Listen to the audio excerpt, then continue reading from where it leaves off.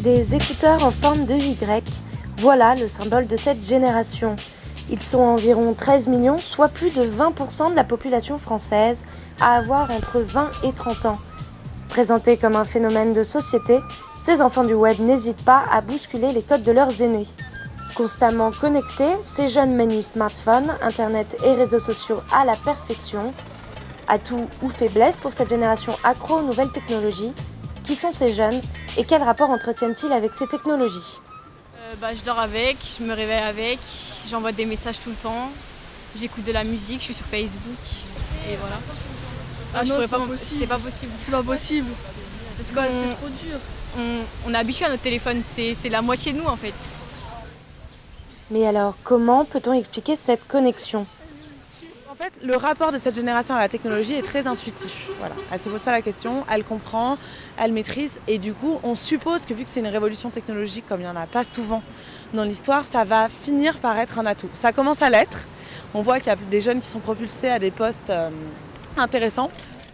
C'est le cas de Mathieu, pour qui surfer sur les réseaux sociaux n'est pas d'une grande difficulté. Avant, son poste n'existait pas. Mais grâce à ses compétences et à son aisance avec le web, ce jeune homme a su imposer ses idées. Au départ, on a une présence désorganisée parce qu'on ne sait pas vraiment comment ça fonctionne. On va sur les réseaux sociaux, un peu n'importe comment, on expérimente, on teste, on essaye. C'est comme ça qu'on apprend d'ailleurs.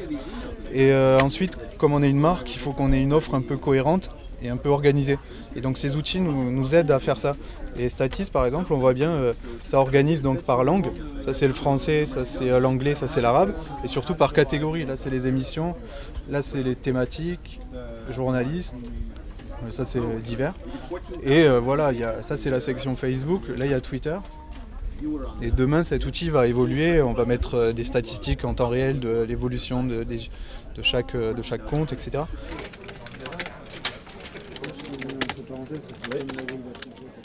Et quand certains en font leur métier, d'autres utilisent les réseaux sociaux pour trouver un emploi. Là, en ce moment, je suis à la recherche d'un emploi dans toujours ce domaine de technologie web.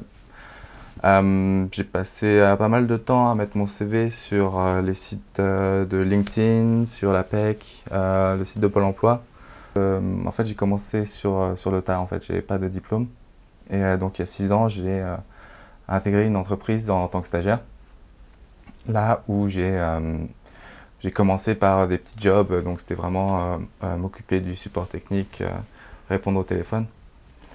Le site de la PEC, quelqu'un m'a trouvé, en fait, c'était vraiment Là, pour cette fois-ci, c'était vraiment une agence de recrutement et qui m'a trouvé grâce à mon CV mis en ligne et qui m'a proposé un entretien, donc c'était à 1 heure et là, il va falloir... Ouais, j'ai pas tardé à aller justement.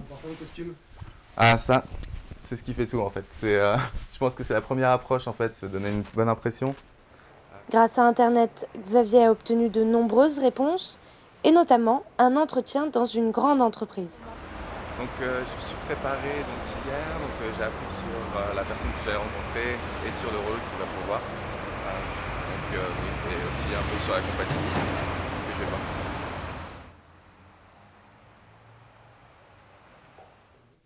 Une génération en constante évolution qui oblige de plus en plus les recruteurs à s'adapter. Pour cela, la première étape, essayer de comprendre leur mode de fonctionnement. Aujourd'hui, les personnes issues de cette génération Y n'ont pas les mêmes attentes et n'ont pas le même mode non plus de fonctionnement. Un exemple qui est tout à fait parlant, c'est qu'ils refusent, ils ont du mal en tout cas avec... l'autoritarisme. Aujourd'hui, ils ne considèrent pas leur manager comme quelqu'un qui soit au-dessus d'eux. Ils ne travaillent pas pour quelqu'un, mais ils veulent travailler avec quelqu'un. On les manage en fait en s'adaptant un petit peu à leur mode de fonctionnement. Ce sont des gens qui sont pressés, les gens de la génération Y. C'est vrai qu'aujourd'hui, ils tweetent, ils Facebook, ils veulent avoir une réponse dans les 2 minutes qui suivent leurs questions. Donc c'est vrai qu'on s'adapte. Ils managent de façon individuelle, tout simplement parce qu'ils ont ce besoin aussi d'être... c'est vrai qu'ils ont besoin de liberté, en même temps ils ont besoin d'avoir un cadre. Au contact de la génération Y, les entreprises commencent donc à modifier leur mode de recrutement. Normal quand on sait que dans quelques années, tous les employés seront des Y. Une évolution qui ouvre la voie pour la génération suivante, bien plus connectée que celle des 20-30 ans.